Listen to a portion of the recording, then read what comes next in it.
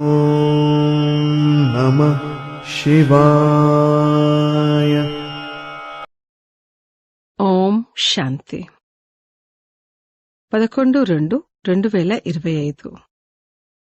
మధురమైన పిల్లలు, మిమ్మల్ని భగవంతుడు చదివిస్తున్నారు. మీ వద్ద జ్ఞానరత్నాలు ఉన్నాయి. ఈ రత్నాలతోనే మీరు వ్యాపారాన్ని చెయ్యాలి. మీరు ఇక్కడ జ్ఞానాన్ని నేర్చుకుంటారు, భక్తిని కాదు.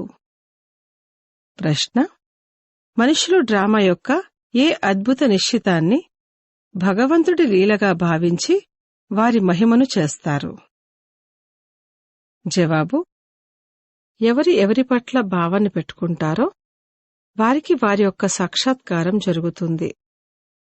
అప్పుడు ఇది భగవంతుడు సాక్షాత్కారం చేయించారని వారు భావిస్తారు. కాని జరిగేదంతా డ్రామానుసారంగానే జరుగుతుంది. ఒకవైపు భగవంతుని మహిమను చేస్తారు, ఇంకొక వైపు సర్వవ్యాపి అంటూ వారిని నిందిస్తారు. ఓం శాంతి. భగవాన్ వాచ: పిల్లలకు ఇదైతే అర్థం చేయించడం జరిగింది. మనుషులను కాని లేక దేవతలను కాని భగవంతుడు అని అనరు. బ్రహ్మ దేవతాయ నమః, విష్ణు దేవతాయ నమః, శంకర దేవతాయ నమః అని గాయనం చేస్తారు. ఆ తర్వాత శివ పరమాత్మాయ నమః అని అంటారు. ఇది కూడా మీకు తెలుసు. శివునికి తమదంటూ శరీరం లేదు. మూలవతనంలో శివబాబా మరియు శాలిగ్రామాలు ఉంటారు. పిల్లలకి తెలుసు, ఇప్పుడు ఆత్మలైన మనకు తండ్రి చదివిస్తున్నారు. మిగిలిన సత్సంగాలేవైతే ఉన్నాయో వాస్తవానికి అదేమీ సత్యమైన సాంగత్యం కాదు. తండ్రంటారు, అదైతే మాయ యొక్క సాంగత్యం. మమ్మల్ని భగవంతుడు చదివిస్తున్నారు అని అక్కడ ఈ విధంగా ఎవ్వరూ భావించరు. గీతను విన్నప్పుడు కూడా శ్రీకృష్ణ భగవాన్ వాచ అని భావిస్తారు. రోజురోజుకు గీత అభ్యాసం తగ్గిపోతూ ఉంటుంది. ఎందుకంటే తమ ధర్మం గురించే తెలియదు. శ్రీకృష్ణుని పట్ల అందరికీ ప్రేమ ఉంది. శ్రీకృష్ణుణ్ణి ఊయల్లో ఊపుతారు. మేము ఎవరిని ఊపుతున్నాము అని ఇప్పుడు మీరు అర్థం చేసుకుంటారు. పిల్లలను ఊయల్లో ఊపడం జరుగుతుంది. తండ్రినైతే ఊపలేరు. మీరు శివబాబాను ఊయల్లో ఊపుతారా? వారు చిన్న బాలకునిగా అయితే అవ్వరు. పునర్జన్మల్లోకైతే రారు. వారైతే బిందువు. వారినేమి ఊపుతారు? శ్రీకృష్ణుని సాక్షాత్కారం చాలా మందికి జరుగుతుంది. శ్రీకృష్ణుడి నోటిలోనైతే పూర్తి విశ్వం ఉంది. ఎందుకంటే వారు విశ్వానికి యజమానిగా అవుతారు. అంటే విశ్వం అనే వెన్న ఉంది. పరస్పరంలో వారు ఎవరైతే కోట్లాడుకుంటారో వారు కూడా సృష్టిరూపీ వెన్న కొరకు కోట్లాడుకుంటారు. మేము విజయం పొందాలని భావిస్తారు. శ్రీకృష్ణుడి నోటిలో వెన్న యొక్క గోళాన్ని చూపిస్తారు. ఈ విధంగా కూడా అనేక రకాల సాక్షాత్కారాలు జరుగుతాయి. కాని అర్థాన్ని ఏమీ కూడా తెలుసుకోరు. ఇక్కడ మీకు సాక్షాత్కారం యొక్క అర్థాన్ని అర్థం చేయించడం జరిగింది. మనుష్యులు మాకు భగవంతుడే సాక్షాత్కారం చేయిస్తారు అని భావిస్తారు. ఇది కూడా తండ్రి అర్థం చేయిస్తారు. ఎవరినైతే స్మృతి చేస్తారో, ఉదాహరణకు ఎవరైనా శ్రీకృష్ణుణ్ణి నవవిధ భక్తి చేసినట్లయితే అల్పకాలికంగా వారి మనోకామనలు పూర్తవుతాయి. ఇది కూడా డ్రామాలో నిశ్చితమై ఉంది. అంతేకాని భగవంతుడే సాక్షాత్కారం చేయించారు అని అనరు. ఎవరిని ఏ భావనతో పూజిస్తారో వారికి వారి యొక్క సాక్షాత్కారం జరుగుతుంది. ఇది డ్రామాలో నిశ్చితమై ఉంది. భగవంతుడు సాక్షాత్కారం చేయిస్తారు అని ఈ విధంగా వారి మహిమ చేయడం జరిగింది. ఒకవైపు ఇంతగా మహిమ కూడా చేస్తారు, ఇంకొక వైపు రాళ్లల్లో రప్పల్లో భగవంతుడు ఉన్నారని అంటారు. ఎంతటి అంధశ్రద్ధతో కూడిన భక్తిని చేస్తారు. వారు ఏమని భావిస్తారంటే, శ్రీకృష్ణుడి సాక్షాత్కారం జరిగింది, ఇక శ్రీకృష్ణపురిలోకి మేం తప్పకుండా వెళ్తాము అని. కాని శ్రీకృష్ణపురి ఎక్కడి నుండొచ్చింది? ఈ రహస్యాలన్నీ తండ్రి పిల్లలైన మీకు ఇప్పుడు అర్థం చేయిస్తారు. శ్రీకృష్ణపురి యొక్క స్థాపన జరుగుతోంది. ఇది కంసపురి. కంసుడు, అకాసురుడు, బకాసురుడు, కుంభకర్ణుడు, రావణుడు ఇవన్నీ అసురుల పేర్లు. శాస్త్రాల్లో ఏమేమి కూర్చొని రాశారు? ఇది కూడా అర్థం చేయించాలి. గురువులు 2 రకాల వారు ఉన్నారు. ఒకరు భక్తి మార్గపు గురువులు, వారు భక్తిని నేర్పిస్తారు. ఈ తండ్రైతే జ్ఞానసాగరుడు. వీరిని సద్గురువు అని అంటారు. వీరు ఎప్పుడూ భక్తిని నేర్పించరు, జ్ఞానాన్నే నేర్పిస్తారు. మనుషులైతే భక్తిలో ఎంతగా సంతోషిస్తారు, తాళాలు వాయిస్తారు. బనారస్లో మీరు చూస్తే దేవతలందరి యొక్క మందిరాలను తయారు చేశారు. ఇవన్నీ భక్తి మార్గానికి సంబంధించిన దుకాణాలు, భక్తి యొక్క వ్యాపారము. పిల్లలైన మీ వ్యాపారము జ్ఞానరత్నాలకు సంబంధించింది. దీన్ని కూడా వ్యాపారము అని అంటారు. తండ్రి కూడా రత్నాల వ్యాపారియే. ఈ రత్నాలు ఏమిటి అనేది మీరు అర్థం చేసుకుంటారు. ఈ విషయాలను ఎవరైతే కల్పపూర్వం అర్థం చేసుకున్నారో వారే అర్థం చేసుకుంటారు. ఇతరులు అర్థమే చేసుకోలేరు. పెద్ద పెద్ద వారు ఎవరైతే ఉన్నారో వారు చివర్లో వచ్చి అర్థం చేసుకుంటారు. కన్వర్ట్ అనగా బదిలీ కూడా అయ్యారు కదా. జనక మహారాజు కథ ఒకటి వినిపిస్తారు. జనకుడు మళ్లీ అనుజనకునిగా అయ్యారు. ఏ విధంగానైతే ఎవరిదైనా శ్రీకృష్ణ అని పేరు ఉంటే మీరు దైవీ శ్రీకృష్ణుడిగా అవుతారు అని అంటారు. ఆ సర్వగుణ సంపన్నుడైన శ్రీకృష్ణుడు ఎక్కడా? వీరు ఎక్కడా? ఎవరిదైనా లక్ష్మి అన్న పేరుంటుంది. ఆమె ఈ లక్ష్మీనారాయణ ఎదురుగా వెళ్లి మహిమ చేస్తారు. వీరిలో మరియు నాలో తేడా ఎందుకు ఉంది అన్నదైతే అర్థం చేసుకోరు. ఇప్పుడు పిల్లలైన మీకు ఈ సృష్టి చక్రం ఎలా తిరుగుతుంది అన్న జ్ఞానం లభించింది. మీరే 84 జన్మలు తీసుకుంటారు. ఈ చక్రము అనేకసార్లు తిరుగుతూ వచ్చింది. ఇది ఎప్పటికీ ఆగిపోదు. మీరు ఈ నాటకంలోని పాత్రధారులు. మేము ఈ నాటకంలో పాత్రను అభినయించడానికొచ్చాము అని మనుషులు ఇంతైతే తప్పకుండా అర్థం చేసుకుంటారు. కాని డ్రామా యొక్క ఆది మధ్యాంతాల గురించి తెలియదు. పిల్లలైన మీకు తెలుసు, ఆత్మలైన మేము నివసించే స్థానము అన్నింటికన్నా అతీతమైనది. అక్కడ సూర్యచంద్రాదుల ప్రకాశం కూడా ఉండదు. ఇవన్నీ అర్థం చేసుకునే పిల్లలు కూడా ఎక్కువగా సాధారణమైన వారు, పేదవారే అవుతారు. ఎందుకంటే భారతే అన్నింటికన్నా షౌకారుగా ఉండేది. ఇప్పుడు భారతే అన్నింటికన్నా నిరుపేదగా అయిపోయింది. మొత్తం ఆటంతా భారత్కు సంబంధించిందే. భారత్ వంటి పావనఖండము ఇంకొకటి ఉండదు. పావన ప్రపంచంలో పావనఖండం ఉంటుంది. ఇతర ఖండాలేవి అక్కడ ఉండవు. బాబా అర్థం చేయించారు, ఈ ప్రపంచమంతా ఒక అనంతమైన ద్వీపం. ఏ విధంగా లంక ఒక ద్వీపం. రావణుడు లంకలో ఉన్నట్లుగా చూపిస్తారు. ఇప్పుడు మీరు అర్థం చేసుకుంటారు, రావణ రాజ్యం మొత్తం ఈ అనంతమైన లంకపై ఉంది. ఈ సృష్టి అంతా సముద్రంపై నిలబడి ఉంది. ఇది ద్వీపము. దీనిపై రావణ రాజ్యం ఉంది. ఈ సీతలందరూ రావణుడి జైలులో ఉన్నారు. వారైతే హద్దుల్లోని కథలను తయారు చేశారు. కాని ఇదంతా అనంతమైన విషయం. ఇది అనంతమైన నాటకం. ఇందులోనే మళ్లీ చిన్న చిన్న నాటకాలను కూర్చుని తయారు చేశారు. ఈ సినిమాలు మొదలైనవి కూడా ఇప్పుడే తయారయ్యాయి. కావున తండ్రికి కూడా అర్థం చేయించడం సహజమవుతుంది.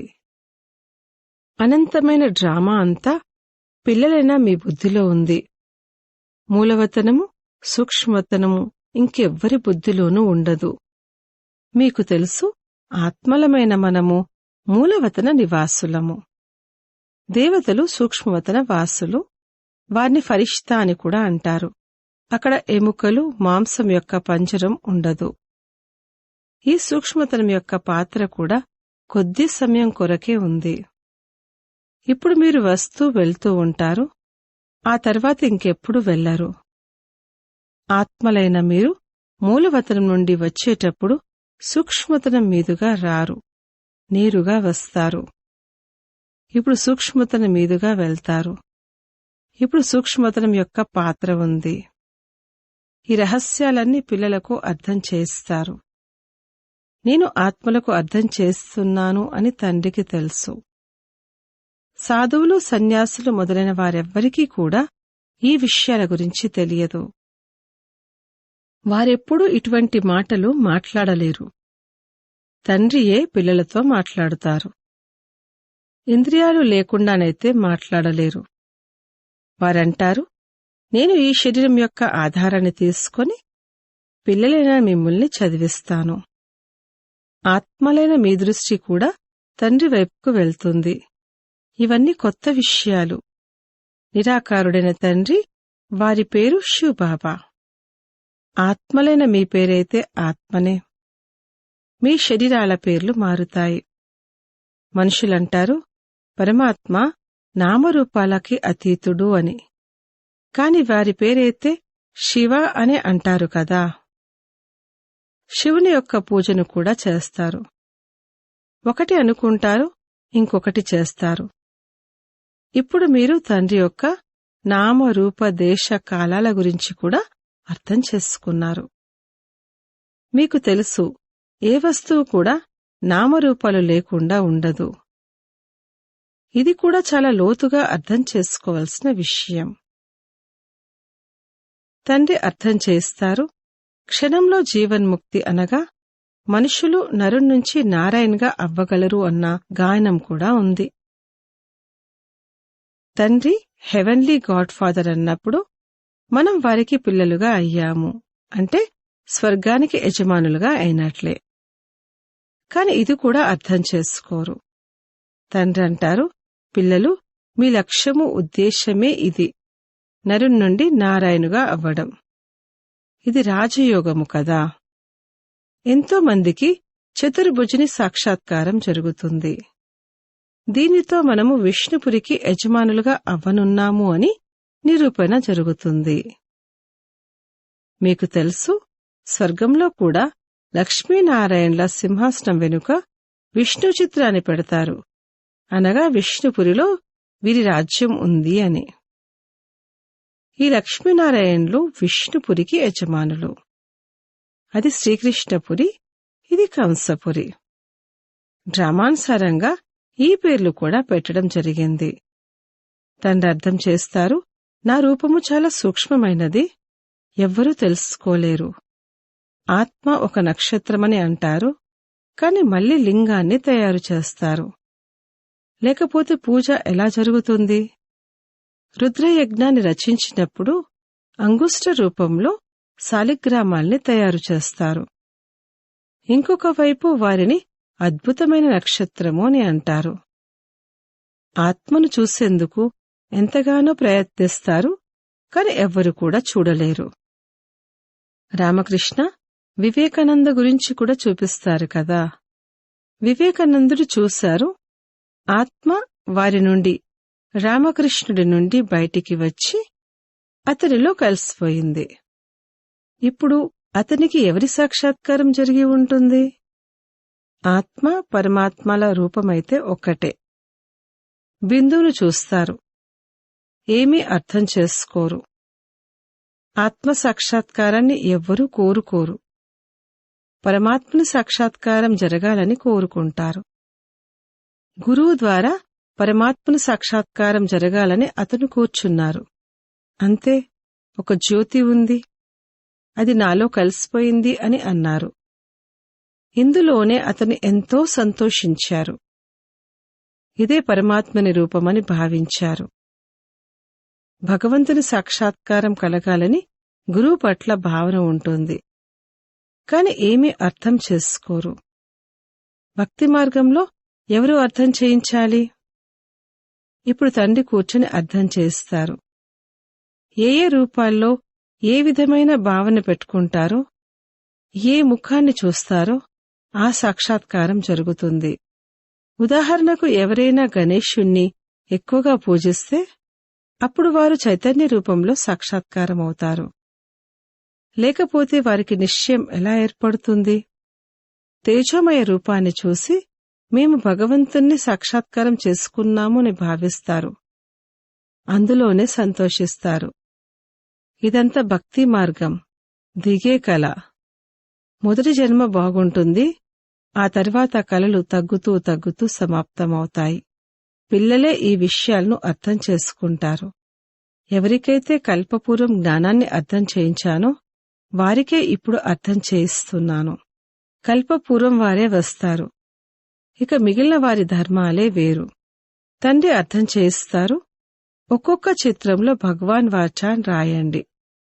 చాలా యుక్తిగా అర్థం చేయించవలసి ఉంటుంది. భగవాన్ వాచా ఉంది కదా. యాదవులు, కౌరవులు మరియు పాండవులు ఏమేం చేసి వెళ్లారు? వారిదే ఈ చిత్రం. ఇలా అడగండి, మీరు చెప్పండి, మీ తండ్రి గురించి తెలుసా? తెలియకపోతే తండ్రి పట్ల ప్రీతి లేనట్లే కదా, అంటే విపరీత బుద్ధి కలవారిగా అయినట్లు. తండ్రి పట్ల ప్రీతి లేకపోతే వినాశనమైపోతారు. ప్రీతి బుద్ధి విజయంతి సత్యమేవ జయతే. దీని అర్థం కూడా సరైనదే. తండ్రి స్మృతి లేకపోతే విజయాన్ని పొందలేరు. ఇప్పుడు మీరు నిరూపించి తెలియచేస్తారు. గీత శివ భగవానుడు వినిపించారు. వారే బ్రహ్మ ద్వారా రాజయోగాన్ని నేర్పించారు. ఇక్కడ గీత శ్రీకృష్ణ భగవానుడికి సంబంధించిందిగా భావించి ప్రమాణం చేస్తారు. వారిని అడగాలి, శ్రీకృష్ణుణ్ణి సాక్షిగా భావించాలా లేక భగవంతుడినా? ఈశ్వరుణ్ణి సాక్షిగా భావించి సత్యం చెప్పండని అంటారు. ఇది గందరగోళం అయ్యింది కదా. కావున ప్రతిజ్ఞ కూడా అసత్యం అయిపోయింది. సేవ చేసే పిల్లలకు గుప్తమైన నష ఉండాలి. నషతో అర్థం చేస్తే సఫలత ఉంటుంది. మీ ఈ చదువు కూడా గుప్తమైనది. చదివించేవారు కూడా గుప్తమైన వారు. మీకు తెలుసు, మేము కొత్త ప్రపంచంలోకి వెళ్లి ఈ విధంగా తయారవుతాము. మహాభారత యుద్ధం తరువాత కొత్త ప్రపంచ స్థాపన జరుగుతుంది. పిల్లలకు ఇప్పుడు జ్ఞానం లభించింది. అది కూడా నెంబర్ వారుగా ధారణ చేస్తారు. యోగంలో కూడా నెంబర్ వారుగా ఉంటారు. ఇది కూడా పరిశీలించుకోవాలి. నేనెంతగా స్మృతిలో ఉంటున్నాను. తండ్రి అంటారు, ఇప్పటి మీ ఈ పురుషార్థము భవిష్య 21 జన్మల కొరకు ఉంటుంది. ఇప్పుడు ఫెయిల్ అయితే కల్పకల్పాంతరాలు ఫెయిల్ అవుతూ ఉంటారు. ఉన్నత పదవిని పొందలేరు. ఉన్నత పదవిని పొందేందుకు పురుషార్థం చెయ్యాలి. ఇటువంటి వారు కూడా కొందరు సెంటర్లకి వస్తారు. వారు వికారాల్లోకి వెళ్తూ ఉంటారు, మరియు సెంటర్లకి కూడా వస్తూ ఉంటారు. ఈశ్వరుడైతే అన్ని చూస్తారు. వారికి అంతా తెలుసు అని భావిస్తారు. ఇది కూర్చుని చూసేందుకు ఇప్పుడు తండ్రికేం అవసరం ఉంది? మీరు అబద్ధాలు చెప్తే, వికర్మలు చేస్తే స్వయాన్ని నష్టపరుచుకుంటారు. నల్లముఖం చేసుకున్నట్లయితే ఉన్నత పదవిని పొందలేను అనైతే మీరు కూడా అర్థం చేసుకుంటారు. కావున తండ్రికి తెలిసినా కూడా విషయమైతే ఒక్కటే. వారికేం అవసరము? మీ మనసు తినాలి, నేను ఇటువంటి కర్మలు చేయడం వల్ల దుర్గతిని పొందుతాను అని. బాబా ఎందుకు చెప్పాలి? ఒకవేళ డ్రామాలో ఉంటే చెప్తారు కూడా. బాబా నుండి దాచిపెట్టడం అనగా స్వయాన్ని సర్వనాశనం చేసుకోవడం. పావనంగా అయ్యేందుకు తండ్రిని స్తుతి చెయ్యాలి. మీకు ఇదే చింత ఉండాలి. మేము మంచి రీతిలో చదువుకొని ఉన్నత పదవి పొందాలి. ఎవరైనా చనిపోయారా లేక బ్రతికి ఉన్నారా వారి గురించి చింతించకూడదు. తండ్రి నుండి వారసత్వాన్ని ఎలా తీసుకోవాలి అన్న చింత పెట్టుకోవాలి. కావున ఎవరికైనా క్లుప్తంగా అర్థం చేయించాలి. అచ్చా, మధురాతి మధురమైన సిక్కిలదే పిల్లలకు మాతాపిత బాప్దాదాల ప్రియస్మృతులు మరియు గుడ్ మార్నింగ్. ఆత్మిక పిల్లలకు ఆత్మిక తండ్రి నమస్తే. ధారణ కొరకు ముఖ్య సారము: 1. గుప్తమైన నశాలో ఉంటూ సేవ చెయ్యాలి. మనసు తింటూ ఉండేటువంటి కర్మలేవీ చెయ్యకూడదు. స్వయాన్ని పరిశీలించుకోవాలి, నేనెంతగా స్మృతిలో ఉంటున్నాను. 2. సదా ఇదే చింత ఉండాలి. మేము మంచి రీతిలో చదువుకొని ఉన్నత పదవిని పొందాలి. ఏవైనా వికర్మలు చేసి లేక అబద్ధాలు చెప్పి స్వయాన్ని నష్టపరుచుకోకూడదు. వరదానము: మన్మనాభవ అనే మహామంత్రం ద్వారా సర్వ దుఃఖాల నుండి అతీతంగా ఉండే సదా సుఖస్వరూప భవ. ఎప్పుడైనా ఏ రకమైన దుఃఖం వచ్చినా మంత్రాన్ని తీసుకోండి, దానితో దుఃఖం పారిపోతుంది. స్వప్నంలో కూడా ఏమాత్రమూ దుఃఖం అనుభవం అవ్వకూడదు. తనువు అనారోగ్యంతో ఉన్నా, ధనం కింద మీద అయినా, ఏమి జరిగినా కాని దుఃఖపు అల లోపలికి రాకూడదు. ఏ విధంగా సాగరంలో అలలు వస్తాయి మరి వెళ్లిపోతాయి, కాని ఎవరికైతే ఆ అలల్లో తేలియాడడం వస్తుందో వారు అందులో సుఖాన్ని అనుభవం చేస్తారు. అలను జంప్ చేసి ఎలా దాటేస్తారంటే ఆట ఆడుతున్నట్లుగా ఉంటారు. కావున సాగర్ని పిల్లలైన మీరు సుఖస్వరూపులు, దుఃఖపు అల కూడా రాకూడదు.